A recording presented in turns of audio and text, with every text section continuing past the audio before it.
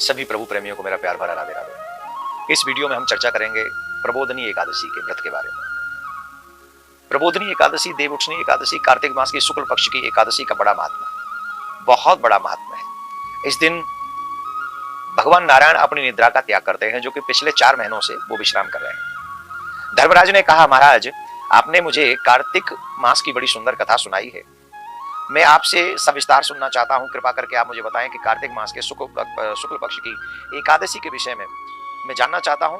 इस एकादशी का क्या नाम है, इस व्रत को क्या कैसे किया जाता है, इसका विधान क्या है, इसकी विधि क्या है, व्रत करने से किस फल की प्राप्ति होती है। भगवान श्री कृष्ण बोले, हे राजन, शुक्ल पक्ष की इस एकादशी को तुलसी विवाह के दिन आने वाले एकादशी को विष्णु प्रबोधनी एकादशी, देव प्रबोधनी एकादशी, देवोत्थान, देव उत्थव एकादशी, देव उठनी एकादशी आदि नामों से इसको जाना जाता है। एक राजा की भी कथा आती है। जो राजा था वो बहुत धार्मिक था और बड़ा एकादशी का व्रत किया करता था, परंतु वो राजा इतना बड़ा एकादशी का प्रेमी था, पशुओं को भी अपने राज्य में अन्न नहीं खाने देता था एकादशी के दिन। तो ऐसी भी एक सुंदर कथा आती है, पर इस कथा को पूरा नहीं सुना रहे।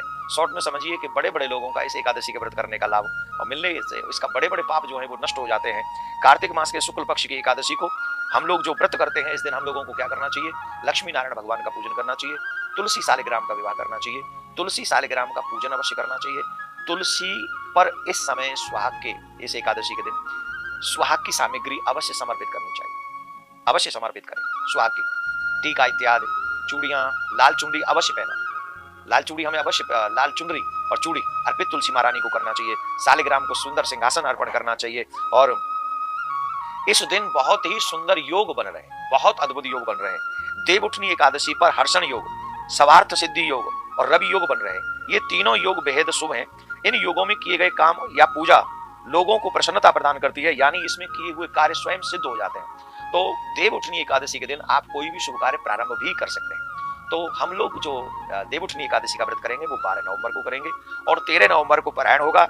एकादशी पारायण सूर्योदय के पश्चात, सूर्योदय होगा 6:35 पर, व्रत पारायण होगा 6:35 से 8:40 तक हम एकादशी का पारायण कर सकते हैं। तो देवउठनी एकादशी के दिन किया हुआ भजन, किया हुआ दान, किया हुआ कोई भी शुभ कार्य बहुत लाभदायक होता है। तो इस दिन तुलसी सालिग्राम का पूजन करना ना भूलें, लक्ष्मी नारायण का पूजन करना ना भूलें, अपने इष्ट का पूजन करना ना भूलें। ये देवउठनी एकादशी आपके लिए मंगलमय हो। नारायण भगवान प्रियाकांजू सरकार आपकी प्रत्येक मनोकामना को पूर्ण करें। इसके बाद शुभ कार्य प्रारंभ हो जाएंगे, विवाह इत्यादि प्रारंभ हो जाएंगे। तो जिन जिन लोगों के परिवारों में विवाह है उन सबके लिए शुभ मंगल कामनाएं हैं कि आपके बच्चों का परिवार खूब अच्छे से बसे और उनका आने वाला भविष्य बहुत अच्छा हो।